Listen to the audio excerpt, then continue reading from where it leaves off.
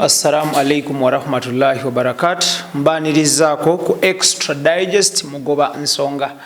Ibrahim Mukasage manya gange era nga bwotulabira wano atusinzidde ku offices za Babon Forest Entertainment BFE. Tukyalidde omuyimbi, bossi, writer, producer, creator n'ebirala bingi nnyo GNL ZAMBA kwe tuli naye.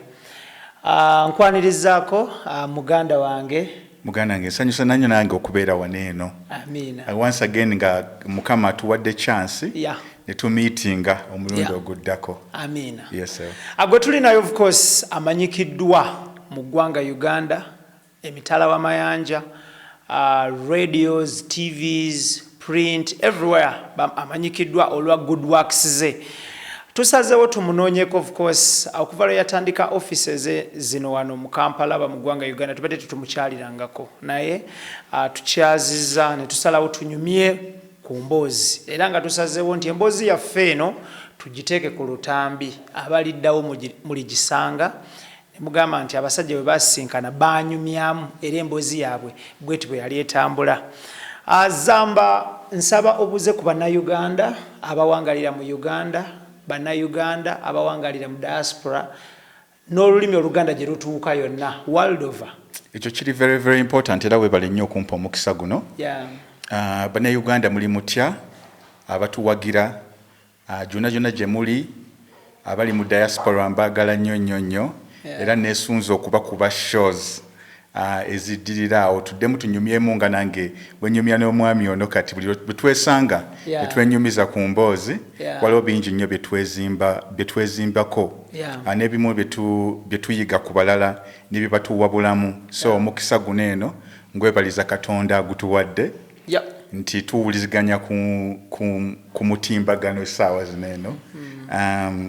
Ab'e Kawempe mbatumidde nnyo kubanga Kawempe gye nazaalibwa era be bankuza. Nze ndi mwana w'e Kawempe ne bwe mbeera wa Kawempe. Kitegeera ntumidde ab'e Kampala, ntumidde ab'e Los Angeles gye mbeera. Byonna bali Uganda gye muli, nina abafanzi abali e Qatar, nina abafanzi abali e Sudi, nina abali e waka. Nkyebaliza Katonda nti nkina. Olugero lutandikira Kawempe? Yes. Ne lucrossinga to the world? Yes. That is very good. Lwaki oli so proud of Kawempe? Unlike other people, tebabeera so proud gye baava, wabula beenyumiririza mu bitundu ebimu. Ate nga buli omu alina gy'avudde okutuuka w'atuuse.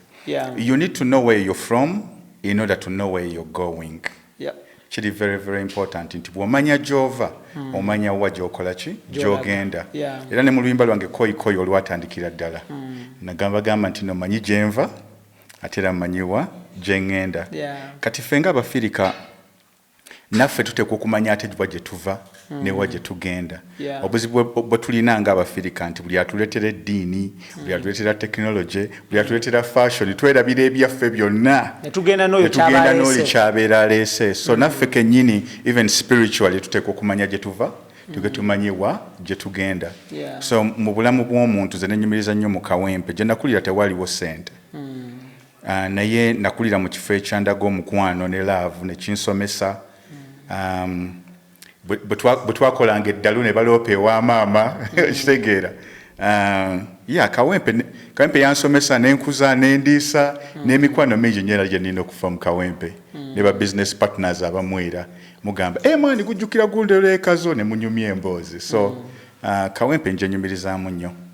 Okay, Kawempe nga ekitundu kivuddemu abaakabi bangi era tukkiriza nti bangi bakyavaayo abaakabi mu mupiira, mu bikonde, business, okusoma, byabufuzi, everything. Bangi abavudde e Kawempe abaakabi.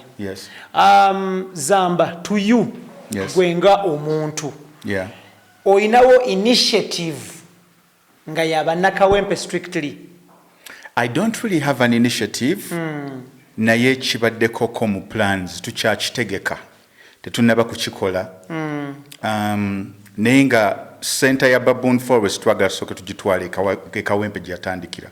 Right now tuli Muyenga ne twagala tukitwale Kawempe gye yatandikira naye nga tuyiyizaawo ekintu nga kya community because fe hip hop gwe tulimu wa community nnyo so nkyakiyiiya nkyakipanga era kansubire nti Katonda ajja kumpa omukisa kituukirize engeri gye ngenze nga nkula nnyina ebintu bingi nnyo byenjize that patience is key obugumiikiriza nti kikulu nnyo n'okutambula empola ng'omaze okusetinga steps zonna zoyagala zigende zikola ki nga zitambula so kikyali mugundi mu process actually it's funny that you mention it because mbadde mu motoka ne muzeeyi wange era ne tukinyumyako era wogenza okugira waneeno nga yakakola ki nga yakasimbula so initiative gye mbeera njagala ya mainly bavubuka we have the youngest population, one of the youngest populations of the world.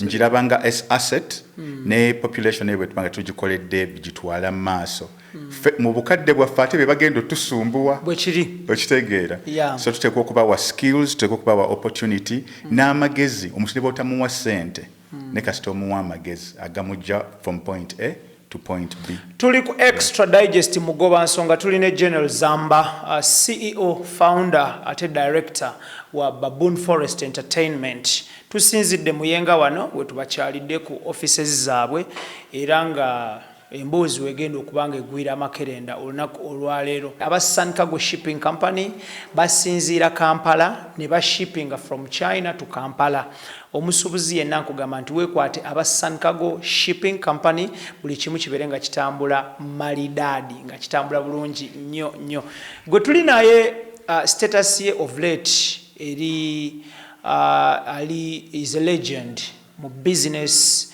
y'okuwandiika n'ey'okurappinga mu music is a legend akoze bingi nnyo generations nyingi nnyo ezizze zimulabirako n'ezijja mu maaso awo because of engeri gye yeekuttemu ng'omuntu ne music gwe yali akolera abantu era ne gwakolera abantu up to date agattako tatoolako Zamba ebbanga ddene Bannayuganda mwalimu abamanyiiza music owa akapya kaliwa wagenda n'ofuluma eggwanga Uganda n'ogenda Mitala w'Amayanja n'okyusa olugero nti kati olwaleero it is no longer the funds asking for akapya it is you to give the funds what you feel or what you think it is suitable for them mu bbanga gwe lyoba osazeewo lwaki wakikyusa bw'otyo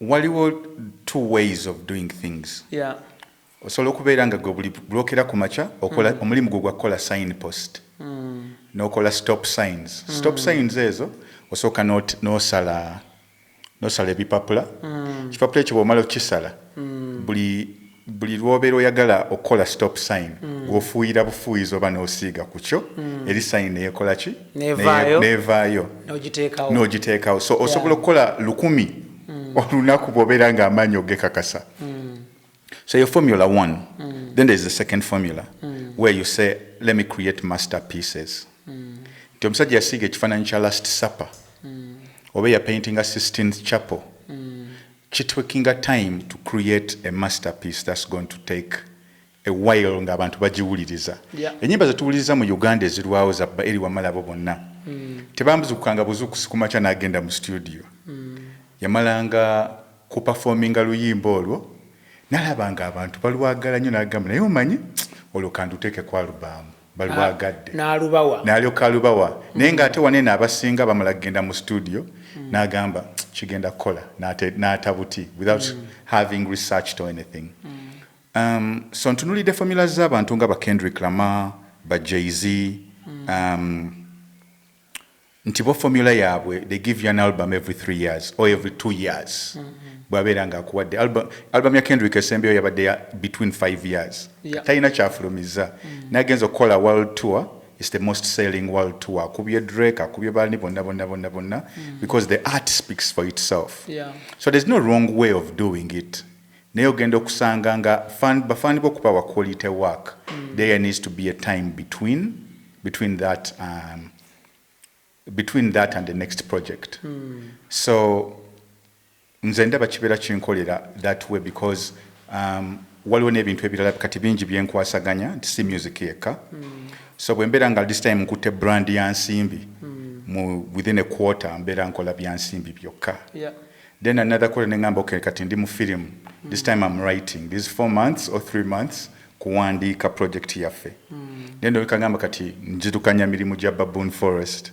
Wali nengamba kati bawagizi bange aba GNL time yaabwe etuuse okubawa album, kubawa concert n'olyokota. Nti when you look at all these brands ezikola bulungi bwe zityo internationally, they take time between things, but there's no wrong way of doing something. Buli muntu abeera n'ekimukolera. Tutunuulire nga tonava mu Uganda nga wakatandika BFE. Yeah. Ali days zaayo there was competition nga ofulumya almost a given period of time ng'ofulumiza ku pressure yoba ku time yo still nga abantu buli kiseera babagamba akapya kaliwa n'obakuba endulu ne zikuba radios ne zikuba TVs ne zikuba masomero everywhere. Then time netuuka nga kati gwolaba oyina creating a time okubawa olwaleero fan wa Uganda oba fan wa GNL Zamba ne fan wa music wo okutwaliza awamu lwaki abeeramu endowooza nti maybe we are becoming a complacent, maybe oli watuuka mu birooto byo, maybe wawummula, maybe there is no more pressure like you used to have before.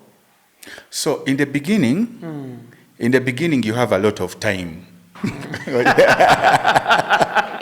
I say time is very important. Time is very important. I think if tutambulira ku passion, there's something called passion. Yeah. Nga twagala tuveeyo erinnya limanyikibwe. Nebo bango mazo kola erinnya. You can take your time because your fans then begin expecting quality from you. You're a brand that's expected to give quality. Yeah. Quality performances, quality work, everything. So in the beginning, twaliko babagamba hit the iron while it's still hot. Yeah. Era nga bw'obeera nga olileze nga tosobola kubeera mu tiimu yange. Nze nga buli ssaawa mbeera ku go. Turecordinze kiro kyonna ku makya tulina meeting. Oluva mu meeting tugenda ku country tour weebakire mu mmotoka. Bino ebyankooye nga nkubuuza oli mugagga. Okowachinga tonnafuna ssente. So eyo yonna time nze nagiyitamu. Era waliwo nawo neno mood wetutuuka waneno ku office ng'olaba nze amaanyi nkyagalina kubanga I'm working on American time and American principles naye ng'olaba buli omu akooye. Naye nga nze ndaba energy gye nnina tusobola n'okugenda olunaku olumu n'ekitundu nga toyina tulo. So ebyo byonna tugiteekamu amaanyi tugateekamu except that right now gali diverted ntegakyali mu just music yekka nti amaanyi osobola okugateeka nti kati tuteeka okukola episode olwaleero. Nemubeera nga muyiye ekyo time netuuka ne bagamba nti kati tuteeka okutambuza music. Kati nebeera nga time yakutambuza music nga yakutambuza music ate wali freestyle zaalingangana nnyingi nnyo. Nti nga bwonsanga waneno kuba freestyle about that, then that would become a viral moment.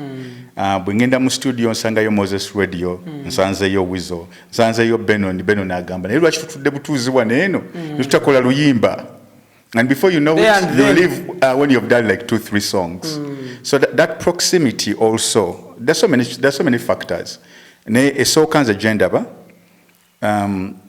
proximity y'abantu.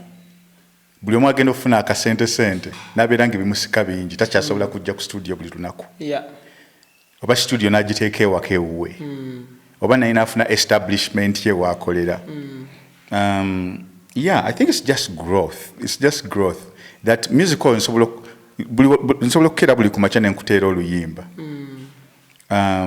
But that's not the best way to go forward. Nze nga bwe ndaba era time egenda kutuuka nkugambe nti kati time ya music. Okay. Tugenda kuta album yaffe bagiyita Homecoming. Okay. So that means tubadde tugicreating for some time. Kati Homecoming etegeeza omulenzi akomawo waka. It's ready. Zamba, njagala tutunuulire ndaba y'abantu ey'ebintu. Nti Munnayuganda bw'aba ali e Kampala wano akuba nnyo. But buli lwaseetukamukko are losing a touch. Is it true? I don't know how to answer that question because ku bombi wabeerawo omukyamu. Okay. ku bombi wabeerawo omukyamu. And I'll speak for my story kubanga gye mmanyi. Mu kusettinga hip hop ono kyatutwalira time. And it took us time because there were no structures or ears that understood what we were doing. So we took time to create that. And olimba soda jinjalenze naluta nenduva nako. Okitegeera. Naluta nendutambuza buli radio. Ne bangamba lwaki toyimbye nga Lwagaddi. Alimu engoma etambula. Ne bagamba but that's not hip hop. Bangamba yimba mungangoni. Ate ng'omusajja bambi ayogera nange. He's showing me love. I mean, nenga chain describing mu psyche ye tekinnaba kubeeramu takisobola nakirowoozaako kyenga gwonagamba omuntu ennyonyi nenga talabanga na ekivume waba tekiyitangayo wadde emmotoka wadde akagaali akadayinamo abatajja kutegeera jagamba ebyo bikyebyo byobeeramu kati ye n'agamba wano ebigaali bye bikola nti wano era ekigaali kyaffe tukivuga nekitutuusa eri mugamba onagamba ennyonyi omuntu asobola okubeera n'ebiwawaatiro oyo mulalo. So ku bombi kubeerako omukyamu and era teri alina blame mu ndowooza eyo because the context oluusi ffe tubeera twagala kusambulizaamu ekintu ebeera tenda bakuhappeninga wano eno and bw'obeera ng'omuntu tomulaba buli lunaku out of sight out of mind. Abayimbi abatusookayo balinga tebalina internet kati tasoma bambi musajja watu wadde okuwandiika ebbaluwa n'akasimu ne bwana kakubira tolina mobile phone. Those are the musicians who went the first time. Kati ffe ne tubeera nti bw'ogenda ebweru you must go through a period of learning and a period of networking. And that takes time. Your networks take time to grow. Your period of learning teina komo katonda yakidetermining anagamba kati time yetuuse. So most musicians bafiirawo makati ng'agenze ebweru nti agenda papers zalina teziri official n'agenda nga kati bwe zibeera official ate alina okusasula azadde abaana alina awasiza biki buvunaanyizibwa buzze kati musajja watu agenda okulowooza okutubateerayo music. And they make a lot of money from these other jobs, by the way, besides the music. Again, about batera your music. Nga Uganda, yamuleka a few years, ochiraba. Nga taina na context of how they think about how things work. But that's different from me. As an agenda already in the strange man. I went, nga nina mindset, nga manyi the next progression of a rapper like me, or butabera nga career ye plateau winze. Let me save some money, let me do the things that I'm supposed to do. Ngenderi nga ngenda kusigala nga ndi muyimbi oba ndi muzannyi wa firimu oba muwandiisi wa firimu. I had a plan. So by the time I went over there, I had an O1 visa. Osasulirako emisolo. Si bye bino nti nagendedde ku visitors visa. Ne mala ne ntuuka eyo ne nkyusa. No, my G. Okitegeera. So for me, it's a matter of expansion. Ne Katonda okunteeramu essaala. Ekintu kyaffe kikole ki kizimbulukuke. My last album gye nata yakola bulungi nnyo, but I don't know if many Ugandans played it here. Naye mu Kenya natugenda okutuukayo during COVID nga kintu kikutte. When I was in Dubai, it was working out for me. Mu markets zesaakuliramu okitegeera. Mu US we really did well. Germany, London, the album really did well. So I'm looking at this growth nga bwembeera nje explainingira growth eyo omuntu atamanyi context yaayo ajja gamba wano kigaali kyekikola. Do you get me? Analogy gitegedde bulungi.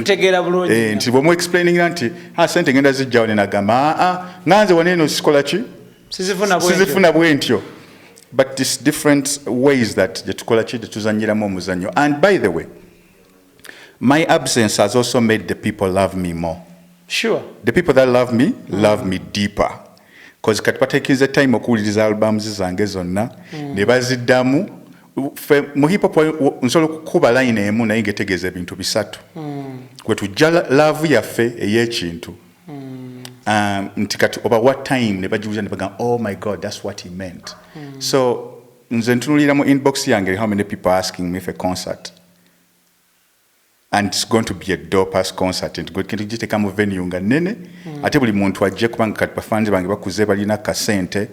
Abaana abato ba following a GNL. GNL is more like a Ugandan brand, a legitimate Ugandan brand that chenkola batono nnyo abakikola. Obanga so kisanga nga nzenze kakikola. And that creates value. Tuli ku extra digest mugoba nsonga. Zamba oyina ekintu kyokonyeko, of course onyonyodde bulungi ekya gap between the audience, between the fans n'omuntu ono omuyimbi waabwe oba content creator waabwe. Yes. Njagala tutunulire the issue eyokuvaako okugenda mu America. Yes. A lot was said. Many thought ogenze butadda, ogenze ku relocating kubeererayo ddala.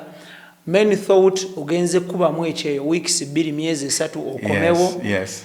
Then after that ebibuuzo byajja. Status ya Zamba mu America eriki? Buvunaanyizibwa baba na Uganda gwe kikwatako ne gwe kitakwatako okumanya. Because it's the life omuntu asobola okwagala okumanya Zamba asulawa niwe kibata kimukwata Malibu ate bwembabulira amazima nga balowooza yeewaana bwembo sibabulira nga baleetezalawo kitegeera so it's like a catch 22 mbeera Malibu wali ku mazzi it's a mansion Malibu gyembeera gyembadde gyenkolera ebintu byange but above all of these things, I've grown. I've really grown as a man, spiritually, spiritually and financially. My growth in the and I'm so certain of who I am and the confidence that I have in myself that no matter what is said about me, I'll always be that same old G. Okay. GNL is GNL. Thank you. So when you read context zineza abantu bagala okumanya wajobera, it's very simple. You can Google. Nebabun for sociologist ku map. You can go look at the things that I've been posting on my timeline. Yeah. I'm forgetting the context of. I'm losing the train of thought of the real question you're asking. Na ye status yange mu US na gambi nagendera ku O1. O1 mu Uganda when agifunira bangamba. Man, you're really lucky. Nti wano eno ye visa gye bawane Elton John oba Adele oba Celine Dion nga bavudde mu nsi zaabwe bazo performinga mu America. That's the kind of visa I got. Nti visa yo basobola n'okuweerako nga bandi yo oleeta abantu 15. You can look it up. So when I nagendera ebweru, it was a decision because I felt my career ngeyina wetuuse nga kati eri bwet nga sente nzikola naye nga there is no more excitement in it and there's no growth. Kati for Uganda we are used nti omuntu wabanga akola oluyimba buli sawa n'abawa concert mbuye that's the apex of what they can get to. But for me my ambition has always been different. If you even listen to my very first songs, I'm talking about movies. I'm talking about acting. So where is the Mecca ya entertainment eruddawa? Of course America, Los Angeles, yes. Hollywood. Yeah. So I lived in West Hollywood for some time. Katonda natuyamba ne moving to the West Coast, Kumazzi. And that's where I've been. That's where I've been for all of these years. Nzade mukyala nga tukola brand Nsimbi. And we're organizing some festivals. We've shot our very first film. Mfulumiza album yange The Spear. I've re-established Baboon Forest Entertainment, doing clothes, media work. Again, production of film, and also mentoring young people. Because in the church, nchenyumirizamu nnyo okubeera nga ninawo abantu abanjigirako. Ambuza ngwana guy wange nkole ntya waneno mpikirewa, and you're there to share that because as a Pan-African nze ndaba kinkwatako nnyo okubeera nga you light a candle so that you make the room brighter for other people. We're not going to go with any of these things. So the best thing we can leave behind is the knowledge and some people that you can help. Njagala tutunulire besides art and entertainment, someone out there would love to know. Biki ebitwala obudde bwa Zamba nga ali mu America? Obudde bwo obulala obuteeka ku oba toli mu studio, toli mu kuwandiika, toli mu production, toli mu ku cast, toli anywhere. Like how do you spend your other time? How do you survive? Kuyiga.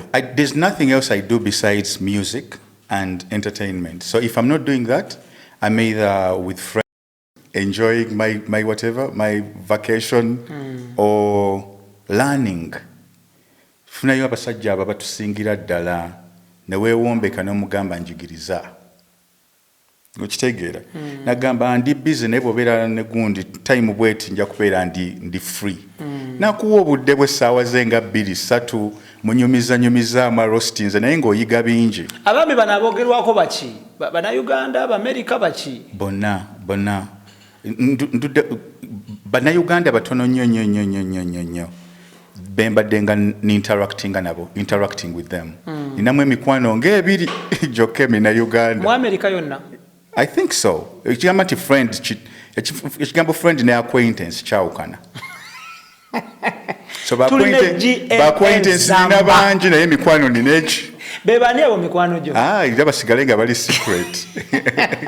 Okitegeera. Basigale nga bali secret. Kuliko omukyala, kuliko n'omwami. Bannayuganda babiri. Bannayuganda bennyini nga naye abali aba gye mpita mikwano. Mu Amerika yonna? Yeah. I think genuine friendship should be small circles. Genuine. Gwe bayita mukwano gwo. Ekyo kigambo kitwala lightly. Bwendaba ng'olina kyonkoze nga ndaba tekijja mu context ya mukwano nga nkugjamu eyo bracket nga nkutwala mu acquaintance. Omuntu afuluma ddi n'afulumira bracket ddala ezo zonna n'aziviiramu ddala. N'abeera friend. Just nga bracket azivuddemu. Okuzivaamu noga nti takyali friend, takyali acquaintance mujjeemu. Nti mujjiddemu ddala. Man. It depends on what a person has done. Sometimes it warrants. Of course. Banji nnyo. Tumirako Idris Lukwago.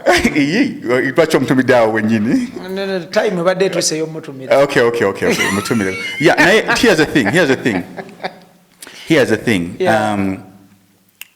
Obulamu buneeno you either naffe tusobya. So waliwo omuntu kyakola nga kiri forgivable, waliwo kyakola nga tekiri forgivable. Obanga omuforgivinze, you forgive them, but you love them from a distance. Ku kye yakola, you forgive them, but you love them from a distance. Yeah. Ate nze ndi musajja ali spiritual, know that I love protecting my circle of energy. If something does not work positively for me, obanga kigenda kunsumbuwa nnyo nga your friendship brings more trouble than is needed or warranted, I prefer my peace, and I'll keep my distance and love you from a distance. Okay. Zamba, Uganda ine mikwano emeka. Mu Amerika tutegedde ine mikwano. Uganda nina mingi. Ate mu Uganda jo nina mingi. Nera waliwo na jiri nga bagiyita special friend.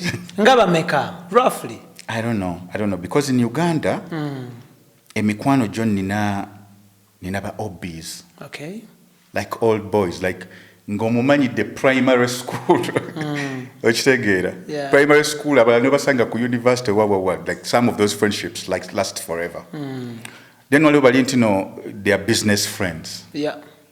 Wabeerawo opportunity, he calls you first, or if you see an opportunity for him, you give it to him. No, waliwo nti no, both twagala the same interests. Ngovudde ku bya business. My Pan-African friends that would love to see a beautiful African continent which is so empowered, so rich. Nabo ne babeera mu categories zaabwe. That we tell all of these stories of the love for Africa so that they may help educate or inspire the next mind that will create the solutions for Africa. Nejo na jemi kwano jeji. So wipulira categories ezo nyingi. Zamba, tudeyoko ku America. Bannayuganda bangi bagamba tuyinayo of course mikwano gyaffe mu USA yo, tuyina mikwano South Africa, Dubai, Qatar, every Bahrain.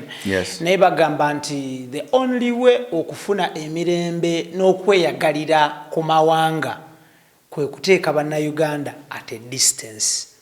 Okkirizaganya ne statement at what extent? Eyo statement sigikkiriza, sikkiriziganya nayo.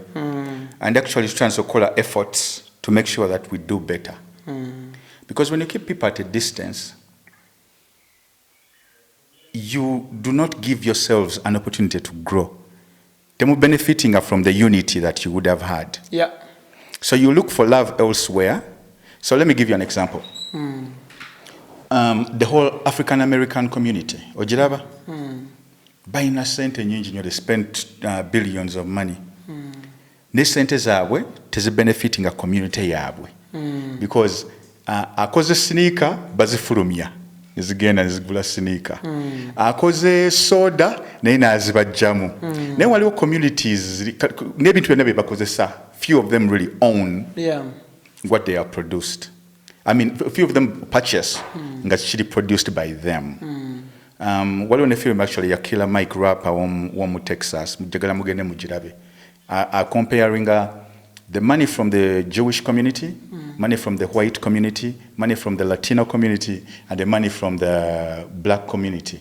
Nagamba omuntu bw'omuwa $1 nga muzungu mu community ye supply saturating emirundi emeka nga tennafuluma. Ogenda okulaba ng'era aba African American n'olunaku luyinza obutawera. Naye ng'ate waliwo bali nga kugamba nti sookumala muno emyaka nga tefulumye. So even with us as Ugandans, I have friends above Kenya, above South Africa, bichi. But you feel better nga community yammwe naye eri strong. So we want that those funds zibeere collected, zibeere nga zibenefiting Ugandans. So keeping them at a distance, personally, that's your thing. Personally, you have the prerogative of kolecho. But as a community, you cannot keep your people at a distance. Okay, tuline Zamba, tuli ku extra digest mugoba nsonga tusinzidde wano Muyenga ku office za BFE, Baboon Forest Entertainment, we tuli akadde kano. Abanywanyi baffe aba Hika Water Drilling Services basima mazzi across Uganda. Hika bekwate buli kimu kitambule bulungi nnyo. Ayagala okusimira amazzi at home, school, hospital, apartments, oba rentals, everywhere. Kwatagane Hika Water Drilling Services bakusimira amazzi. Atenga yo Sun Cargo Shipping Company ku Arua Park basabaze mali from China to Kampala. Omusubuza wangalire Uganda ne China tokyetaaga kutambula. Aba Sun Cargo bagenda kubanga bakola ensonga zino buli kimu kitambule bulungi nnyo. Njagala tutunulire the statement oba ensonga oba ekigambo okukuba ekyeyo. Beautiful question. Very beautiful question. Mala yo question yo. Era nga kino njagala kitandikire ku ggwe Zamba. Yes. Wali okubye ku kyeyo. Okuba ekyeyo. Era mu ggwe kati gwe nga writer nga author nga creator. Yes. Bw'owulira ekigambo nti kuba kyeyo, what comes into your mind? What comes into your mind, everything is about perception y'omuntu. So kuba ekyeyo. Abasajja abasooka okugenda ebweru baali tebaasoma oba n'abakyala. Nga the only thing they could do was to hold a broom in somebody else's house. Or to sweep streets nga bagenze ebweru. Naye kati generation eyo abagenda mu gyensanva egyenkaaga biki byonna babateekako stigma, that is like a stereotype. Nekibeera nga bannayuganda tebana growing out of it. Okitegeera? So they stereotyped it nti buli muntu agenda ebweru aba agenze kukola ki? Kukuba kyeyo. So basajja batu bali tebaasoma. And what do you do nga tolina gundi? Tosobola genda kwongerako degree. Tosobola genda kusoma course. Tosobola genda kukola ki? So all they had to do was become cleaners. But bannayuganda bannange. Let me tell you something. You'll find so many talented professional Ugandans abali ebweru. Tojja nabasanga mu gundi bayinza n'obutajja ku bivulu. Bayinza n'obutajja mu kuziika oba lumbede. They won't do any of that. But you'll find doctors, you'll find professors, you'll find economists celebrated, you'll find inventors. Mu Uganda omanyi kintu waliwo omuntu addumira ebizungirizo okugenda ebweru. Ugandan. Look it up. We have supermodels. Kati supermodels abana Uganda bawere 12. Wow, that is great. Yeah, you go to New York Fashion Week, you find these people. Like, hey, Zamba nga gotomumanyi naye nga yakumanyi. I'm going for my prep, bichi, runway, bichi. Yeah, we have so many professional Ugandans. Bana Uganda bana ku updating a software abo obwongo. Era babyogere bebe basiru. I know. Because in South Africa, do you know most of the teachers abasomesa eggwanga lya South Africa bali ba teacher abadduka okuva wano. Ekyo nzikanya nawe 100%. Omanyi ba doctor bameka bosanga Kenya, bosanga London, bosanga wanga bannayuganda. So what's the definition of where we are? Obwongo bwa society taking along ku-updating system ne language. Ate abamu ne kiba kikozesa nga baagala kunafuya bannaabwe. Of course. So okay, katugambe Ekoni yava Senegal n'agenda n'akuba ekyeyo mu America. Lupita Nyong'o n'ava n'ava Kenya n'agenda Mexico n'akuba ekyeyo muki. Lupita Nyong'o mukubi wa kyeyo, Ekoni mukubi wa kyeyo, Wale, Wizkid bona basiba mu Los Angeles. Drake we Canada akuba kyeyo muki. Akuba kyeyo mu Los Angeles ne New York. Your context ati gye bakyagalamu. Yeah. But it has been, not to say that there are not people who do ordinary jobs. Walionga, actually you'll find that katifu waliwo mukyala muna Uganda yali aveeyo mu North. Ayina balabirira bemmanyi. But I didn't know she was a Ugandan. Are you sure? Yeah, kubanga tetwalugera Luganda nange ndaba bulabi muntu muddugavu alabirira abakadde.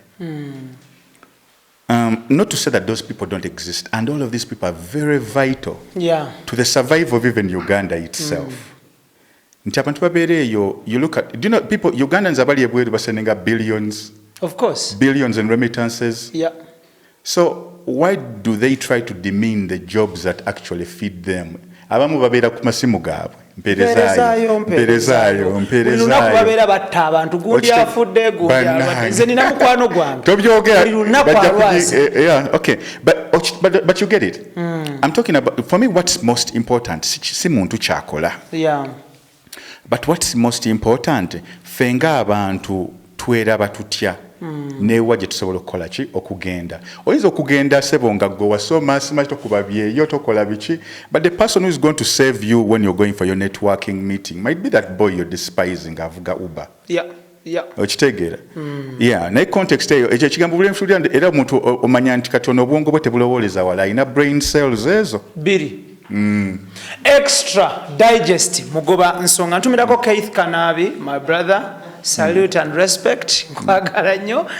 Njagala tutunuulire still nava wano ne ngenda mu America twice. Yes. Then the first time tewanoonya. Saakunoonya because ewuwo nali wa kutuukayo ko time nenyigamu. Nengamba na inshallah nja munoonya muganda wange. So mbandi mu America the second time. Yeah. Ogwasooka nagenda around twagenda January, ogwaddako ne tugenda around April. Just of recent year. Then mbandi mu America omulundi ogwokubiri nga nakamalayo week ng'emu oba week bbiri. Ngenda olaba ku social media ne platforms eziri recognized. Wano wamulemye adduse kuba kyeyo. That's fine. That's totally fine with me. Wamulemye. Waliwo ekigambo kye batera okukozesa asse handbrake, alaalidde, akiridde. All this shit is funny, man. So, it's very funny. Ekintu kino gwe lwaki abantu baffe balowooza nti buli ave Uganda ogenda ebweru wa Uganda abalemereddwa mu kulaba okukolooza lwaki? I don't really get it. Nga bwe nkugambe context ya bwongo bwa muntu n'endowooza y'engeri gy'alabamu ensi. Everything is about context. Yeah. Nze ensobe ennemye oba enkolera kati right now I don't even want to prove to anyone anymore. Yeah. I'm just me the way that God created me. Yeah. Katonda y'amanyi. Okitegeera. Ne context y'abantu mwe balowooleza. Waliwo abantu nga obwongo tebusukka busiya. Nga tasobola kulowooza out of the border ne busiya wala nnyo. Okimanyi oli bano Uganda bazaaliddwa nga tatuukangako jinja ku bridge. Bangi nnyo. Okitegeera. Bangi nnyo. So let me give you a context. Kati wano twabaddewo ne podcast bagita Hustle and Motivate. And I'm speaking to young brilliant people bana Uganda abakola ebintu nga ne batunda bweru. Right? Yeah. And we're looking at ways into the position gyendimu nga nsobola okola business nabo. How do I access venture capital for them to start for their startups to really grow? and do great things. Mulimu aba inventinga gundi, aba inventinga apps. Mulimu abakola kawa. Mulimu olinga a company ye settinga sales companies akoliranga ziri bweru, but it operates online here. Yeah. So omuntu bwatyo nga ategedde ensi yonna nti doole zitowa okusinga shiringi. Okitegeera ng'akyali mu myaka gya 20s. Watuukira emyaka 4 olowooza abeera alowooza atya. Kati those are the contexts of people. Yeah. Then olaba oli nti ye yawulira anko we nga yavuwadde nga talina ssente. N'agenda ebweru. Kati ye context naye gye yaloberamu. Tasobola kulowoozaayo nti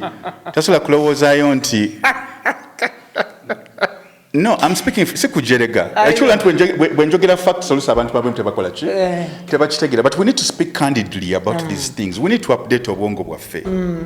We are a very, very intelligent people. Nefe twesiriwaza. And there's broad brushing everything and the danger of generalizing things. Yeah. Nti kuba kazini we yagenda ng'ensi emulemi, waliwo abagenda okunoonya opportunities just. Waliwo abava mu Uganda nga afunye scholarship ya kusoma. Banji nnyo. Okitegeera? Yes. Gwe bagikuwa ogaana. Kisoboka. Bwe omuntu bakugamba nti ne muganda wange bw'obanga obadde ofuna kakadde kamu. Ndaba abaana ozadde bangi. Okitegeera? Naye wali eri nkuzigiddewo w'osobola okukola. Why would that person stay? Agenderawo. Go look for the opportunity. Yeah. Uganda tegenda kuvaawo. Nagirekawo. Era wagisanze. Ne boogera tebayogera which year was that? 2015, 20 something? Okay, 5 years later, I'm a global citizen. Nkomyewo yasenguka kiki ekiganye. Zezimu border points zezimu. Please tell me about border. National anthem tukyalina emu eyo. National anthem yakyuka.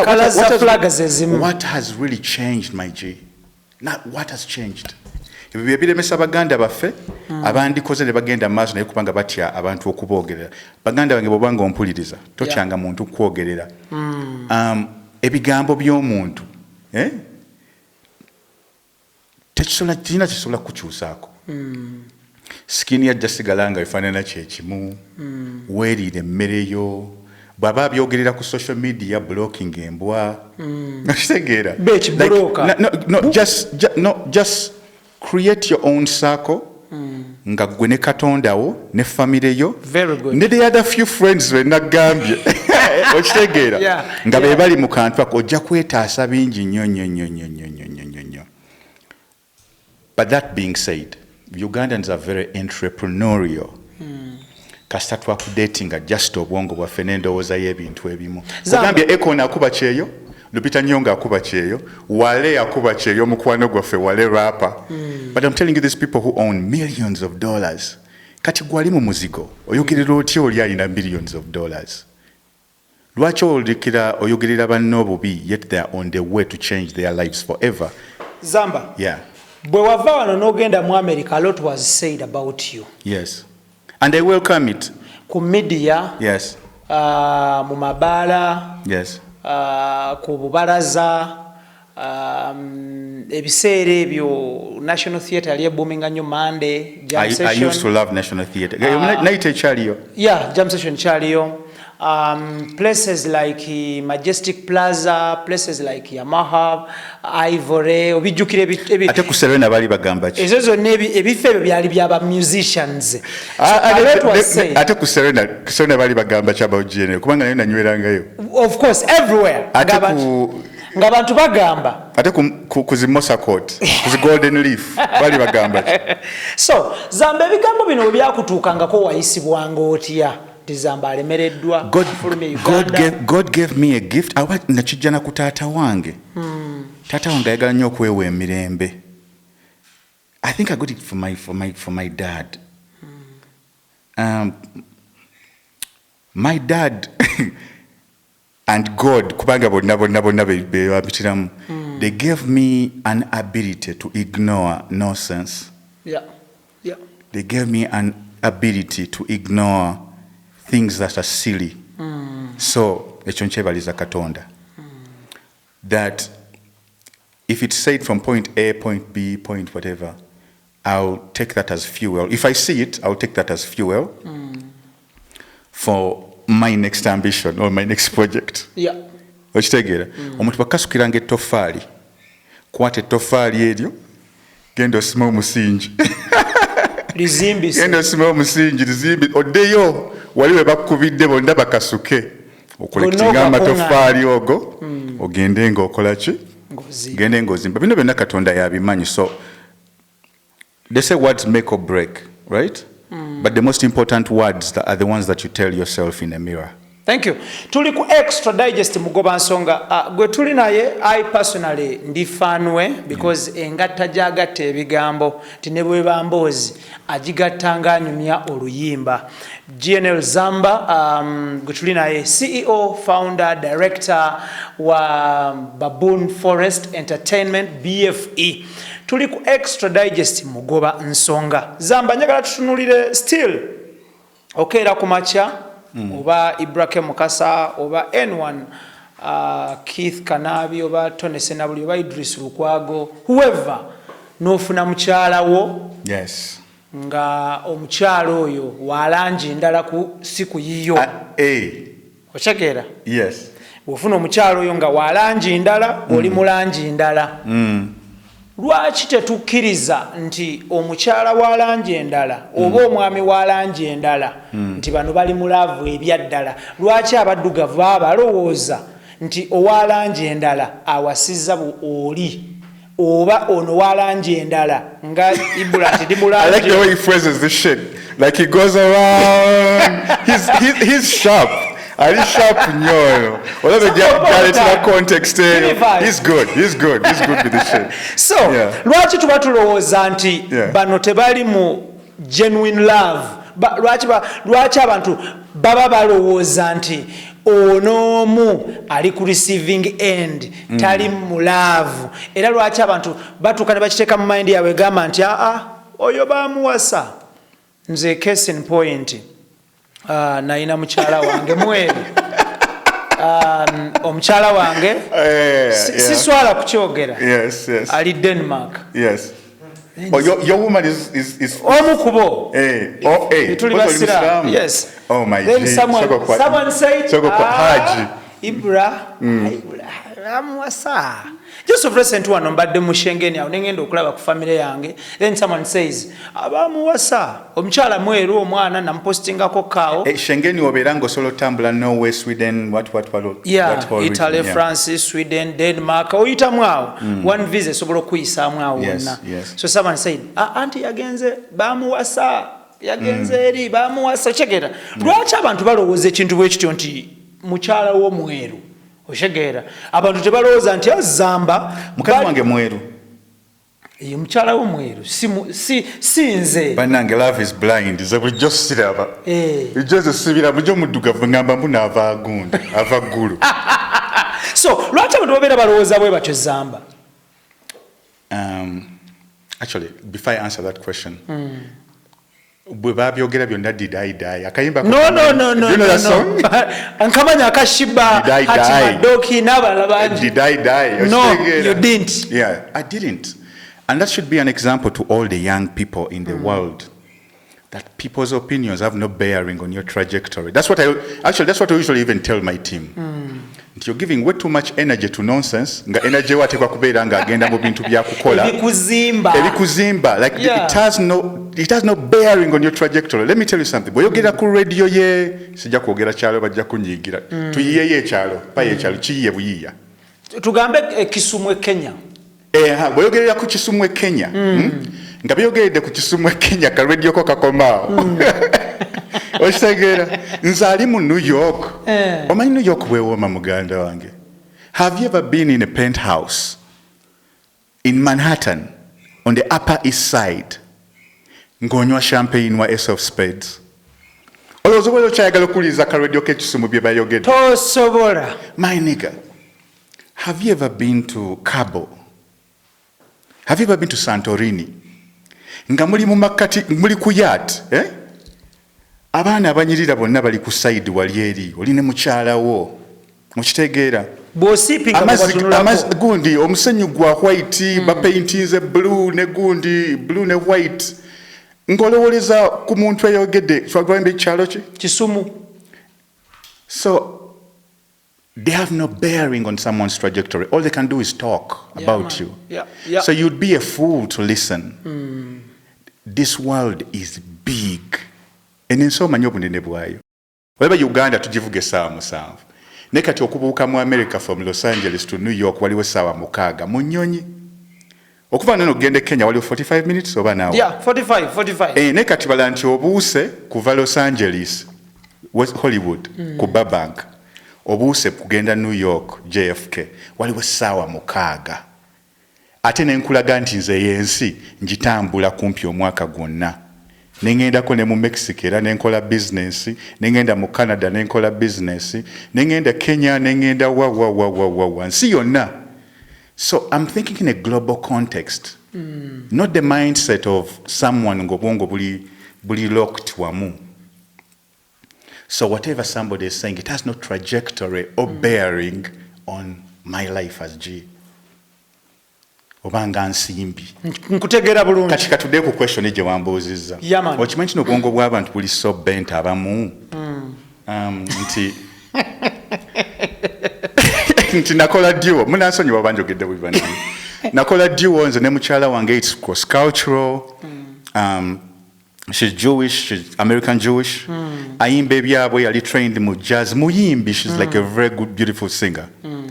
Side design nze nenkuba oluganda lwange luga flow am ate neziddayo ddala mu ludi olw'abajjajja lwennyini ne creating a brand empya ng'ebyo bwe bifusinga waliwo abanyumirwa ennyo okubiraba ne kuwuliza music nga si GNL yekka nti hip hop nga banyumirizwa that global fusion, and it has worked out for us beautifully. Naye okimanyi nti no abantu bagamba mu mukyala wange yensimbi mbunze sinze ensimbi. Yet Nsimbi is my great-great-grandfather's name. I know. Yeah. Naye obwongo bwaffe, let me put it this way, obuuza nti nabantu babira bagamba nti gundi bamuwasa, gundi, every time you have someone who is of another race. Yes. Bakiyita white saviorism. Abantu abasinga kye baalwala. That when they see the other people, abeera alaba Yesu azze okutaasa omuntu. Abamanyi psychology ne gundi abasoma bulungi psychology, you can go look it up. There's something called white saviorism. Nti batusiruwaza nnyo mu ddiini eno nti bw'olaba omuntu omuzungu oba olaba Yesu, that omuntu yaba tasobola kubelievinga nti mweyagala ddala bya ddala, aba alaba resources. Talaba muntu alaba akatuumu ka sente akola ki akali awo ne bw'abeera ayogera naye, instead of having a real conversation with someone aba alaba akatuumu ka sente ne wagenda okukola ki okuzisokoolera. So that's the context y'abantu baffe. Ate obuzibusi bwaffe abazungu batusiruwaza nnyo bwe bajja waneeno, that you see them as saviors and as people who have resources that are going to save out the other person. So they will not remember that Ibrahim Mukasa is a tactful journalist. He's a podcaster. Afuna obulango bunene bwonna nakola ekintu kye. They will forget that ne bwe wali mu Uganda wali obasinga sente. Okitegeera? Oyina zikoyikoyi ogenza okubye country tour, twaffe twabeerenga eyo mu byalo ne mukola. Ogenda okudda e Kampala nga be Kampala nga banyumya okubasinga. Nga mubasinga sente naye nga banyumya okubasinga mu enviri zikuze. Okitegeera? Ne bwe muwambala lusi man mwagenda na kesi ntono naye nga tuva kukola, so we'll come back with money. So people forget the years that twakolanga 40 district country tours. I did for Club Pilsner. I worked for MTN. Ezo zonna zalinga endorsements za sente. So by the time I found my lady, Sally will be, I had money. Okitegeera? And because I'm an educated guy, thanks to my dad and my mom for sacrificing okuntwala mu ssomero, we could hold a conversation. We could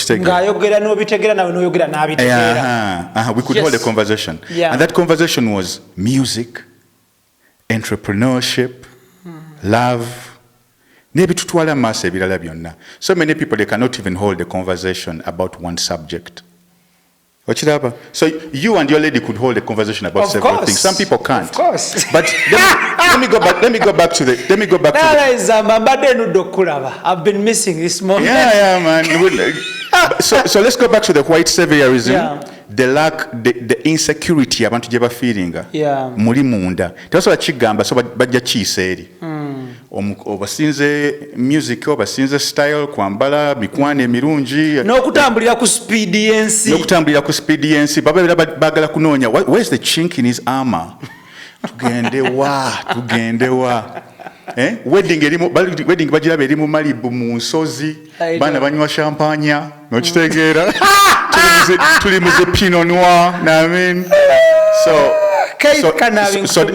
they find no other chink in your armor except to try to weaken you bagambe. Ayo zampale. They say all sorts of nonsense. But I'm always entertained by fools. Ochabira from a distance no gamba kaya bachogedde. Era bambi oendowooza waawo awo weekoma ekoma ku bonnet. Wabaali essaawe. Bonnet waba avuga emmotoka. Bonnet weekoma amatala gye gakuba gye gagenda. Abatasobola kulabayo. Naye kati okugamba Ibrahim mukyala w'omuzungu oyoza empale ze. But kankwe context muganda wange. Let me give you a context entuufu. Omuntu oyo akyogera bw'atyo abatamanyi nti wali abantu mu nsi ng'ennyumba mulimu maid oba bamaid babiri oba basatu nga mulimu washing machine. Yeah. Nga ye bambi akyalowooza context ya ku muzigo kwe yakulira nga bathroom ebweru mu kataasa ne bakunyengo yerabidde nti zi washing machine zi dryer jeziri wali bro I can't remember the last time I did my own laundry mukola ndi mu Uganda and still there are people who help me with that. Okitegeera Uganda tulina laundromat services. Mama wange olusangambe engoye zirete nzikole ki? Me and my mom tuli tight. Nkutumidde nnyo mami. That is good. Other context y'abantu. But the white saviorism yakuletebwa colonialism.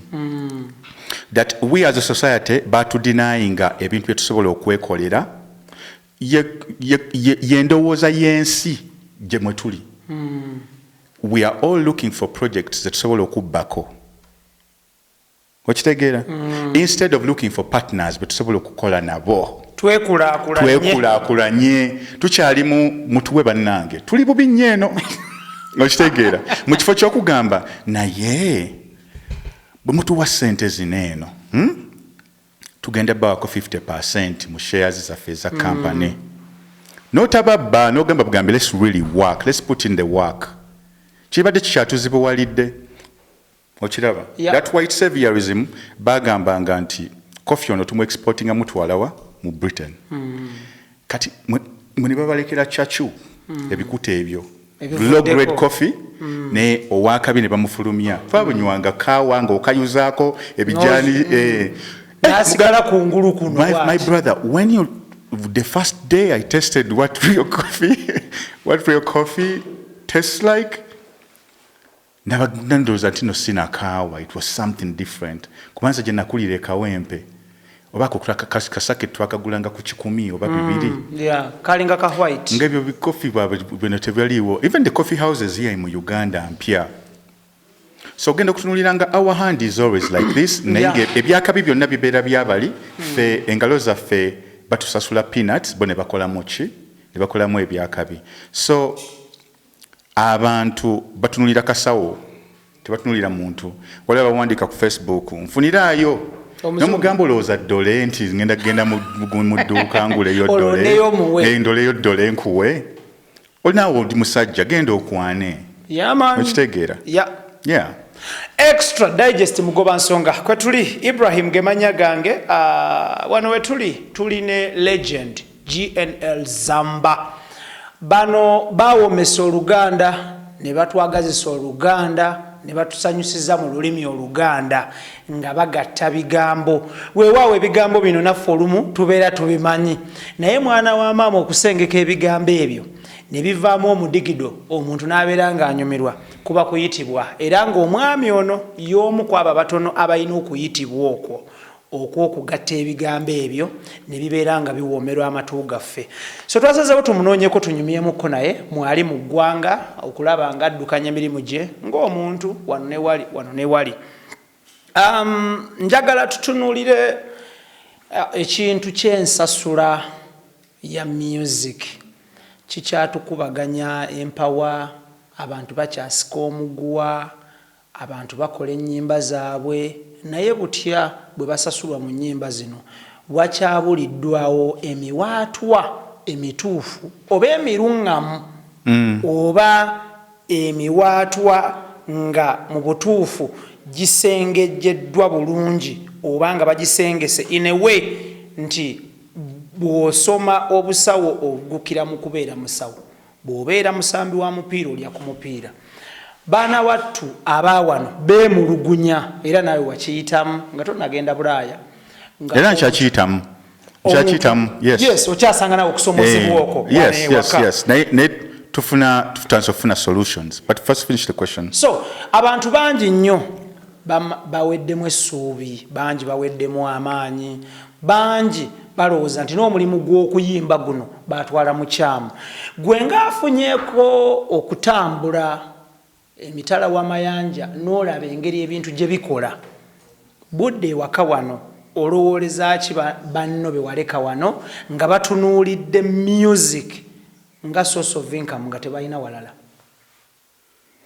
Music mulimu ssente. Music has money. Ne music muzibu. Okitegeera, music muzibu nti sente zogenda ofuna ng'obadde ozifuna bwoti mu guno omwaka ogujja ozisobola okukendeera. Oyinza okubeera nga gwe promoter omugambye nti njagala obukadde 10, njagala 15, nagamba nakwata ne ku mutwe nagamba ezo ngenda kuwaamu banna abalala 10. Thank you. So nali to say level mu Uganda. One of the reasons I left actually. Kubanga nze nga tuzimbye ekintu kyaffe nga batusasula. Ne tutuuka point nga abaana abazze okitegeera tebalina value mu kintu kyabwe tebamanyi kuzimba value. Nti gwe bw'ogamba promoter million 10 agenda nano nayo agenda okukwata ago atano. So that was one thing. Nti mukuzimba value mwe muli sente, mukuzimba brand yo nebeera ngeri valuable, mwe muli amaja.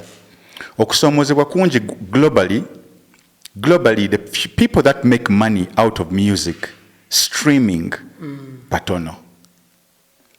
They are the people who are signed kubanga aba streaming balina akazanyo ke bazanya abayimbi. Okitegeera. Then abayimbi bone babeera nga baproducing abalisa zino streaming companies. The streaming companies paid with the people who signed the musicians. Obontegeera. Bulungi nnyo. Nti kati baaluka akantu kaabwe ti ne bwobeera streams nga zenkanawo still obusente bujja kujja nga buki nga butono. It's a global problem. Nti bakyatubba nnyo.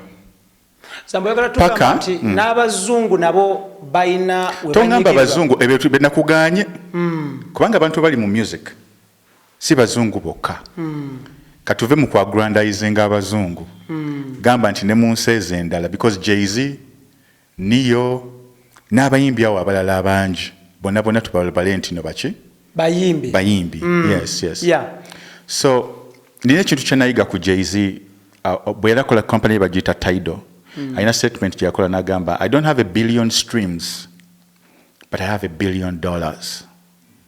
And I try to investigate what that really meant. Nakola B-sides concert, natunyonyola what exactly it meant. Bana abasajja, bwenkubuza sawa zineno nti, what's the price of a stream? You can't give me that answer. Cause gwokola bukozi, nola bebinambaawo nga bizze, ne bakutemera. Ne bakugamba nti, buli view sente mmeka so lokungamba mbuno ya siringi 5 terina kazanyako. So it's not standardized. YouTube babbi, Spotify babbi, buli omu mubbi mungeriye. So ogenda okwesanga nga obeera owuliriza kayimba ka Ibrahim Mukasa ne baleetamu akayimba ka Drake. whoever controls that algorithm recommending akayimba ka Drake. So Drake is going to appear to have more streams wadde omuntu yasachinze gwe enyimba zote zigenda kuggwa bagenda za nnya 2-3 banyigemu ez'abalala ate kubanga oliye marketing budget nene esinga eyo era still amatu kubanga gamanyira kuwuliriza oli ojja kwesanga nga kati yalinoonyeza Ibrahim Mukasa wakadongo kamu osigaddeyo ogweredde mu trap nga bakwerabidde nadda. So that's the game people play, that the algorithm is controlled by bananyini mikutu gino. Even Apple Music has shares in some of the biggest music companies. Ne baleeta platform yaabwe nga tebagiyita Apple Music ne bakukweka background data. Okitegeera. So what's the remedy for a musician like me? I'll tell you what I did for my last album. Direct marketing. Direct marketing nti mbe ngenda kufulumya album ne ngamba Ibrahim Mukasa album yange njagala mu $10. Nti zimpe na kati nga tena bakufuluma. Nti naye obajja mu meka y'amanyi gomaze okweramula. Edited na byakujja mutete ali na time yakujja because it's easier to go to get a digital file no uploading and no jawuliza kululu. Nebe ngamba Ibrahim Mukasa nampa $9.99 for a product. Yeah. Na nji pre-selling and no pre-selling sometimes. Nebe ngamba tena bakufuluma na isoko zimpe. Tofa yegena fuluma mweno date. Yeah. Ibrahim Mukasa kati question hizo kubera nti toduke.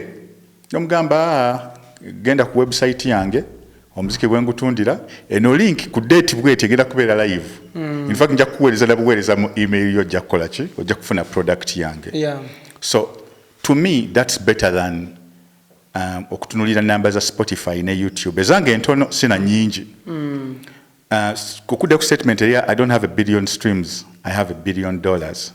Jay-Z yali ategeeza ekyo nti osobola okwetundira sente ne notalinda distributor wo yani CD Baby notalinda YouTube ne AdSense bani okutolerako zijja mu account yo noziraba nga ziguddemu. Yeah. Directly sente zo ngozikola ki ngozikuteko. So it's the closest to when we used to sell CDs ne copies eziri physical. So that's one avenue you can do direct marketing. Banji nyo bakikozesa ba independent musicians ba rapper bakikozesa nnyo. So marketing plan yo weberanga okoze network y'abantu banji buli lwofulumya obeera obagamba ngenda kukola ki kufulumya. Yeah. One other thing most people do is merchandising. Nti a musician like Kanye West oba 50 Cent ne Jay-Z yennyini, they made more money from selling clothes than they did from selling music. Probably. Nti watunulira Rockaware clothing label oba G-Unit clothing ne Yeezy brand sneakers zatunze. Enyimba bazitunda less than $1, 0.99 the price of a single. Album average nebeera from like $13 to $9.99. Ezo sente ntonyo sneaker ya Yeezy obeera ogukira mu gundi $113. Okitegeera, and if it's an exclusive $12. Yeah. So you look at nti ye akozesa music we to market Charina Chirala. Yeah. So he becomes a billionaire with a company which is valued in billions overnight. Nenga music we yamukipinze chi yamukipinze relevant. And what other people do, like Ice Cube, Will Smith naye yatandikira mu music. Otuuka wootuse n'ogamba kati kambateere film, kati kambateere omuziki, kati kambawo engoye. So you diversify your sources of income. Kati kyekiri kyobadde mbuuza abantu tebalowooze mbunno wagwa bw'otafulumya kayimba buli mwezi. Yeah. But what's the difference? What do we do this for? Twava mu makanga maavu. Era tukyastrugglinga nze nina abantu bangi nnyo bendabirira. Yeah. Okitegeera? Yeah. Nina bakazi nina ba auntie nina bagundi kwegamba ogenda okulaba nga abantu abakudependingako baki bangi. So tosobola kudependinga ku ninza akasemo ka gonde. Nah, that's not the game we're playing. I'm building $1 billion company. You can laugh, say whatever, but at the end of the day, the Baboon Forest brand is recognized in not just one part of the world, in Uganda, yokka. Nemotuka mu Los Angeles, ila wajja kugamba liyo BFE. Baboon Forest Los Angeles, Baboon Forest New York, Baboon Forest Sweden, Baboon Forest here South Africa. Yeah. It's a big dream. I'm not saying it's complete. Naye nze ndaba steps wajja njagala okugenda. So when you diversify your income, chikuwa breathing space. n'ogamba sigenda kudipendinga ku music yekka n'otandika okulaba bampadde mmeka okuwandiika firimu nti zitonyeeyo nti firimu eno bw'enaafuluma nja kubeera nina bwenkuŋŋaanyaako bugweyo nti ye kale katukole n'okiwa nakyo obudde because kati nze I'm giving you my context because I'm a storyteller nkuba rap I can design clothes actually nali manyi ngenda nafuuka na designer before rapper I can design clothes I can also tell stories eziri visual nti firimu so bwe diversifyinga ne ŋŋamba omwaka gwange kangu splittingemu time gye nsobola okukola bino oba kansooke neewe time njige abantu balaba 5 years as a long time 5 years that I've spent away but that's not a long time in a context of building n'obulamu bwange gye bugenda okay that time is done right now nze neebalanga ali mu P1 ntandika butandisa okukola okitegeera I've just begun my University of Cheyo is done.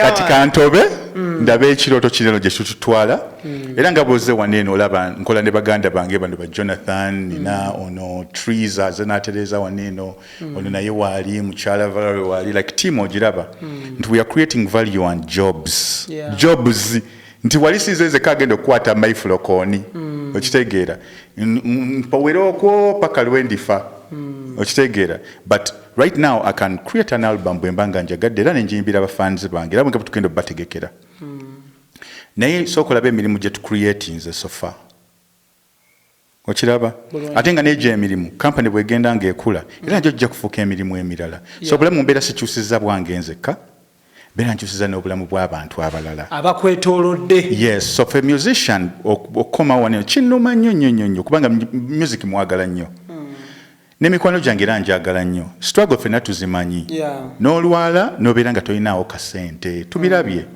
omuntu n'akuba hiiti ate n'ensi oluusi tesiima mwana nze babulira mwalaali mbabulira mwalaali musekerera nnyo bayimbi bammwe you should change omuntu neyeewaayo n'akuyimbira ennyimba probably kuwazaalira abaana n'akuyimbira oluyimba kuwawasiza n'akuyimbira oluyimba nga olikufiiriddwa ne lukuziza n'okola ne celebration nti tuli mu anniversary ya bufumbo myaka bwegiti n'akuyimbira ennyimba like ezitambuza obulamu bwo bwonna kubanga mu music ne mu kufa waliyo music of course ku wedding waliyo music tosobola kutunda product yonna goba mazzi oba biki ng'akalango tewaliyo music mu background so buli kimu kitambulira kuki ku vibration eyo ya music gwe muli mu Katonda gwe yatuwa ne bannaffe bamala bakolera emirimu ginene emirungi gyonna musajja we tunaakuba hiiti 6 lwayavuwadde oba lwafunye ekizibu ne batamudduukirira ne baddamu kumusekerera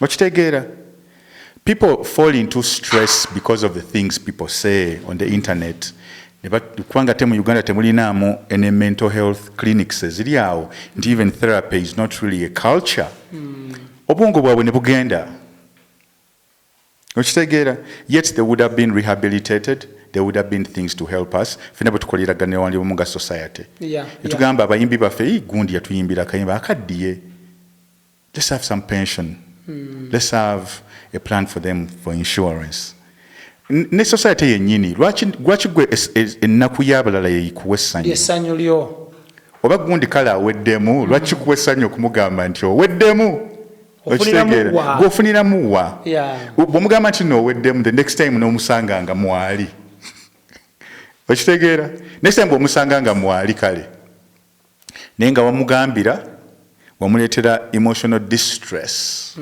that he remembers the pain that you caused him and he can't forgive or see it in any other way.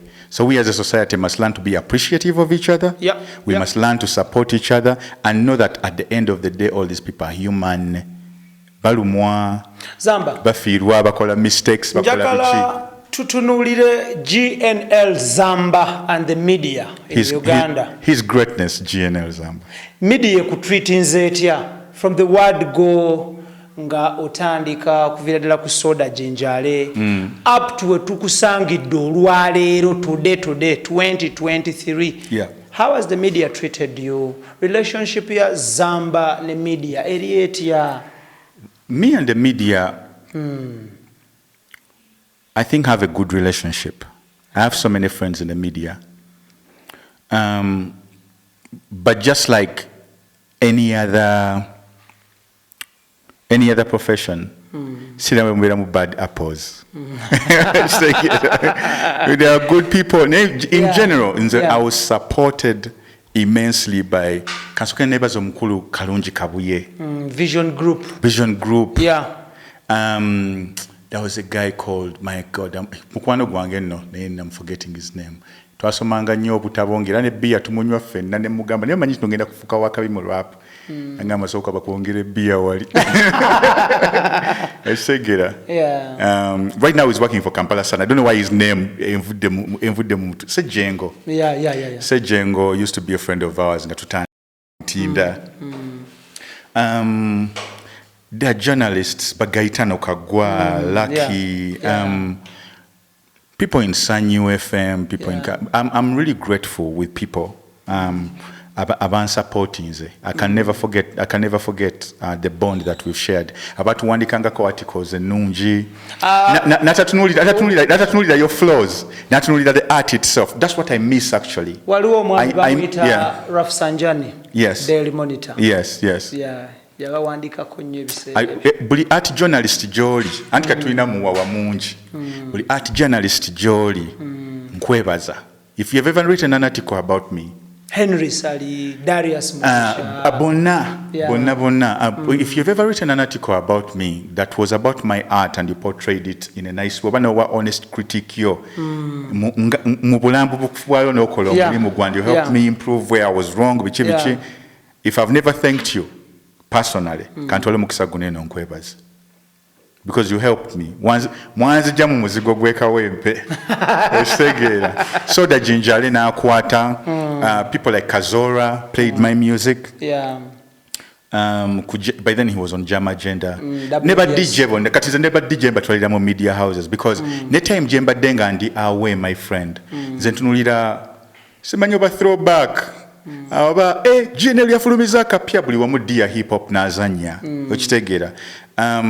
That support and that love I really appreciate. DJs, presenters, the writers, people who value your art and see what you're doing. The friendships that tulina mwebale. So inayo encounter etatambula bulungi ne media nayenga after chagwa. If it's in the past, then why bring it back? So I don't see any reason why I should remember. I should remember things like that. What's important is where we are right now. Where are we in the present tense? I'm still looking for people to work with and collaborate with. Era je bali banji. Wali abampandikira articles zange ku baboonforest.com. Era bwobanga jolinga you're interested in hip hop music bank twagala kuyimusa je tuva. We see the power in it and how it's underutilized and want to use it to give opportunities to many young people. So if you're not a journalist starting out or a seasoned person, muje tukole fenna ku baboonforest.com tutambuze kintu kyaffe kitwale maaso. Extra digest mugoba nsonga Ibrahim Mukasa nga tuli wano ku Baboon Forest offices tuline GNL ZAMBA. Bano baganda bo mikwano jo partners bo nga mutandika BFE banji nnyo. Yes. The likes of Munji. Yes. My brother Twizy. Yeah man. Big Trill. My guy. Yeah, banji nyo. Big Trill, my guy. Bali kuchi. Basically, Trill has a very beautiful song called My Guy. Remember the nyimba. Trill yali agenza mu Striker Entertainment. In Nigeria. Naigo producing era. Actually, no limba lwange hustle and motivate we nakata. Big Trill yali producing ze. And I think he's also developing into okuberanga kola soundtracks as a film. Mulungi nnyo kati mu piano. Ne stage era kyagikuba because twatandikira mu music is our passion. And music era kyamukuba. Munji, the last time I saw him, he was doing really well. Ngaline muchala we. ne tufumba akawunga awo akakabi tulya akawunga ne tukolerako asigenda kubyogera oli musiraamu nobimanyi ne tubeera awo ne tunyumya emboozi yaffe and we had a conversation. I haven't got a chance to see him this time kubanga tupali tuzunga ate abeera the other side of town tuli on this side of town kati trill gwentera okulaba cause ali side zeno. Yeah, I've worked with so many people. The beauty of Baboon Forest, muntandikwa yayo, naina vision from university. Nalabe enkobe, spirit yenkobe nenzijira, nendabira dalanga. This is where we're supposed to be. I saw it from the inception. Your vision jenjagala kolachi ochitwala. Did you watch the film Lion King? No. Somebody watched Lion King. Mulimu character bajita Rafiki. Rafiki was the wisest man in the kingdom. He was the kingmaker. Filimu eyo kababuuna ako kawanika bakabaka bana. Nze kyampa okuyiga nti if you want longevity, be the kingmaker, not the king. And so what I did when I got some money was to sign my first artists, and that was Munji. Big Trill followed. And then at some time we managed Keko. Yeah. And nekubirako n'abalala abali affiliated with the label naye nga tebali signed. So vision yaffe yali ya kubandinga together. A group of baboons is called a troop. Yeah. Era nga tuyita Baboon Forest Army. Van yaffe ya black oba mukyagijjukire ya tour. Tetwatuwanga nayo katugiyita war bus. Ekitegeera. So yeah, I've started with these people. Vision yange egenda ekula. Ate ffe tulinga team ya mupiira nti Ronaldo bwaba amaze okusambira mani asologera nasambira team endala. But at the end of the day bolaba Ronaldo manya nti etafali naye leetega ku Baboon Forest yali ddene. Yes. Okay, njagala tutunuulire oh, by the way, never managers, because sometimes I forget. I think we're the only record label in Uganda that has trained managers. Ngovude kusigning abayimbi, but we have signed managers. Nagenda okoma mu Uganda ngaba manager bange company ndala zezikozesa, and it gave me a lot of joy because ogamba kale I found this boy ngakato. Yeah. Gatikamayina ku distributing a CD, but right now is creating a marketing plan for a regional or African brand. Yeah. And there's pride in that. There's pride in that. Ngabo nagambe nyumirwa nnyo okusanga abantu nenda bengeri gyensobola ku impactinga ku bulamu bwabwe. Ne mbayigirako, nabo mbayigirako. And then nabo ne babeera ne byebansomesa nange ne mbawa byembeera manyi. Zamba, olina albums mmeka kati? 1, 2, 3, 4, 5, 6 and 7, eh? Homecoming is 7, eh? Homecoming is 7. 7 albums. 7 albums. Album ya fesoka yali Koi? Koi, yes. Yagula uluji. Koi yasamba kajera njagala nnyo. Album, omanyi album eyo, the beauty about it. Omuziku ono gwe tukola, bw'ogezamu muletamu ego. Nga ggwe. Bw'omugyamu ego yo, obeera wakabi. Bw'omuteekamu ego ekusumbuwa. Music on namutunuulira nga ndaba nembuuza lwaki bagayi bano ab'oluzungu tebatunda nga nange nkuba luzungu. But one time tutudde awo era still vision nenzijira ne ngamba they are failing to connect with who they truly are. That's where you're coming from and where you're going. Yeah. So nenzijukira nti okuddayo wali eri ku muliro wawe tuva abafirika we bayigiranga we wagenda okuva amaanyi ne story ku kyoto. Era nenzirayo ku traditions ziri zennyini nenyumyamuko ne jjajja wange nefuna research okusearchinga records ezenkadde zani yali amanyi ngolaba jova ku bridging a gap eyo between our traditions and our modernity. That was the theme of the whole album. Soda Jinja letwasula kalango eyo mu gyenkaaga wekitegeera nga zinankasa troop ziyimba nga zi advertising nga Ginger Ale, and I was like, that's a sound. So waliwo ebintu ebimu nga biri already, our ancestors already made them to happen for us, but sometimes we are too blind or too proud to listen to who we truly are. Nenga we were very good. So Koi was my realization of that. and that became my signature. And Sanga, when in a chains, when in a bichi, and I'm looking fresh. Still, I'll show you I'm a traditionalist, traditional African. Nina njagala okole linnya lyange Ernest njagala ndisuule oba ngenda kusaba taata wange oyagala kwejja ko linnya lya gondi njagala ga Luganda gokka nsimbi tulye lupiya zitta nsimbi tulye lupiya zitta kanyonyonto tulye amagumba zamba kitegeera ya Ernest oyagala diwumuza mu mabbali njagala nditeke kalibere ku side kalibere ku side we really fenga abafirika tulina okwejjukiza who we are. And if we don't, we always lose out. Bwola bantu no kopye baside zeri notaleta mu context ya waneno bachirabe eri ne bagamba ono wanna be wache tukola. Okitegera nebo kikubira waneno nga kiri original oba nyambala era bagiteke eri ne bagamba wow beautiful colors beautiful pattern chameka kitete kya $200 bagamba kanchigule. Azamba before we go ebintu bibiri byenja tutunulire Uganda Yaffe was an album or is an album. Beyonce yankopye. Album eyo bagita batya? So kusoma kigambo kiti Below Uganda. Renaissance. Thank you. Najifulumia 20 what? Excuse me. Njagala tutunulire Uganda Yaffe. Yeah, I kid, I joke, yeah. Kulabye mu instances nyingi nnyo abantu bafunye obutakkaanya nokola write up ngo babulirira no ending up with Uganda Yaffe olabe ekintu nga kyakabi no ending up nokola write up ngo kiwana Uganda Yaffe. Yes. Buli omu ategere ekigambo ekyo bulala nnyo. Ntagambe NC Yaffe. Yeah, NC Yaffe. Yes, thank you so much. This was 20 something. 2012 when I released this album. Okay.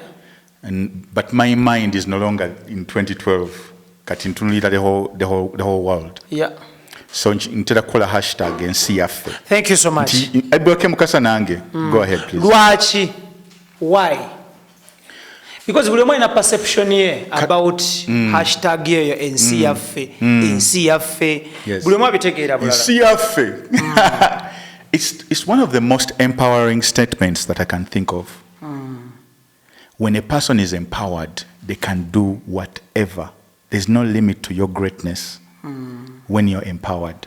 So NC Yaffe is the same thing, the whole conversation we've been having. If we have to think about what the ethos was or the essence of the whole conversation, is to empower people. Yep. But the more kulebeza awatono tunulire ensi yonna. Yeah.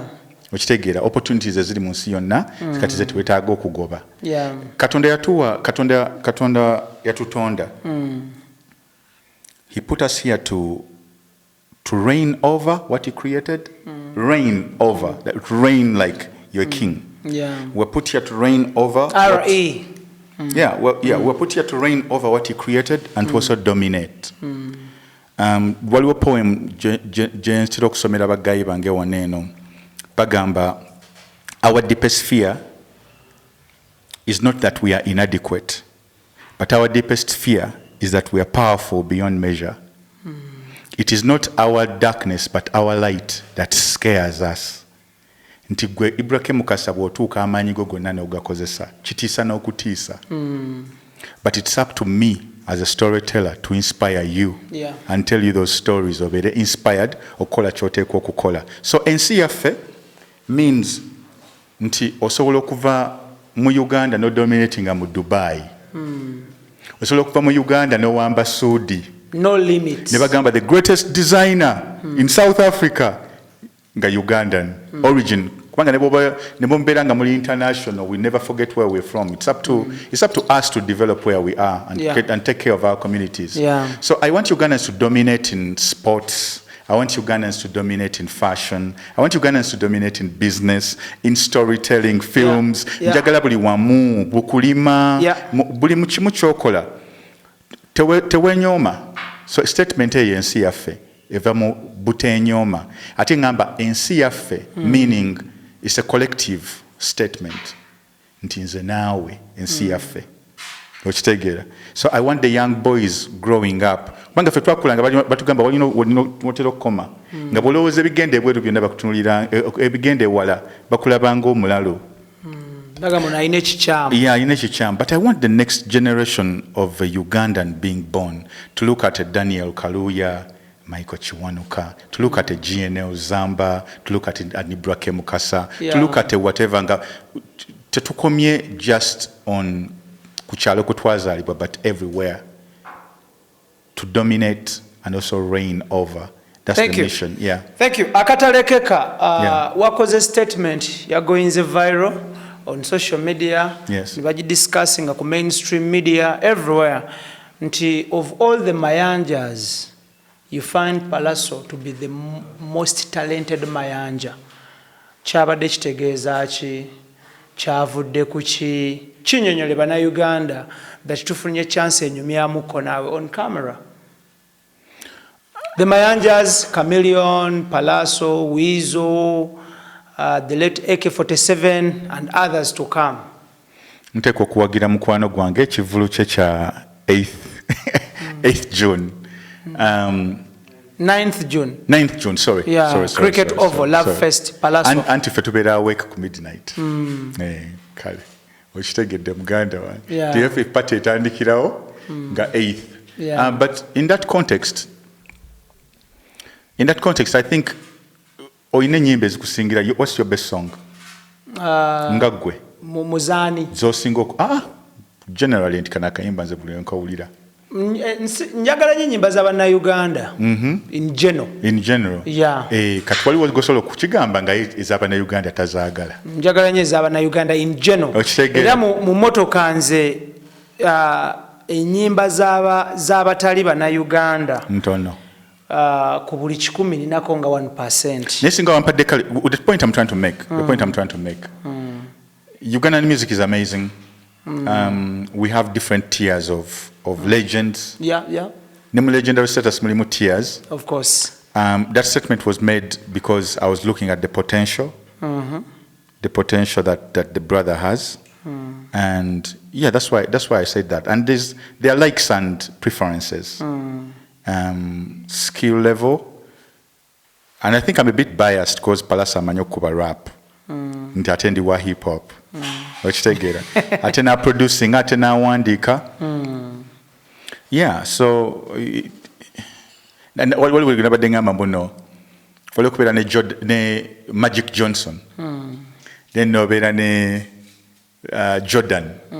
Nobeera ne LeBron James. Then nobeera ne Ja Morant. This is not generations abantu ababadde basinga okuba. That one does not take away from the other. But actually, it's talent. Everybody has their talent. But I just felt like that he has a lot of potential to even go further. Okay. Yeah. That's Behavior. it. Yeah. Behavior. Yes. Zamba, tetugenda kubana tusukawo lunaku lwa leero. Yes. Always obeerayo n'obubaka eri abavubuka. Njagala ompeereyo abavubuka nga bukatinga across abali e Kampala n'abali mu diaspora, the youths out there. To the youths out there, listen to the voice inside of you and let that voice be a positive one. Buli kyogenda okukola lowooza steps nga 3 mu maaso. Toswala kusaba bantu buyambi. Toswala kuyiga. Toswala ng'okuyiga actually. And bw'obeera nga okola, there is no time wasted mu kyonna ky'okola. Gw'olaba nga amala ebiseera ebintu tebitambula. Naye Katonda abeera alina engeri gy'akumoldinga mu kuyita mu kaperiod ako. Time yeetuuke byonna byete. So have the faith in what you believe in and the courage to go for your dreams. Hustle and motivate. Thank you. Kale, tetugenda kubanga tusukawo. Wano njagala kwebaza my brother Zamba. Thank you so much for your time. Nja kwebaza abantu abakozi ba wano ku Babon Forest. Thank you so much. My friend Colin, salute and respect. Njagala kutumira akensuso blood wange Frank Ntambi. Actually, yeah, shout outs man. Nkwagala nnyo Frank Ntambi oli musajja young East African professor. I think. Nature yange ekyo kijamuleetera obuzibu because it's going to grow old. maybe it's forever young. Frank Ntambi, One Love my brother. Waliwo omwami ali USA eyo.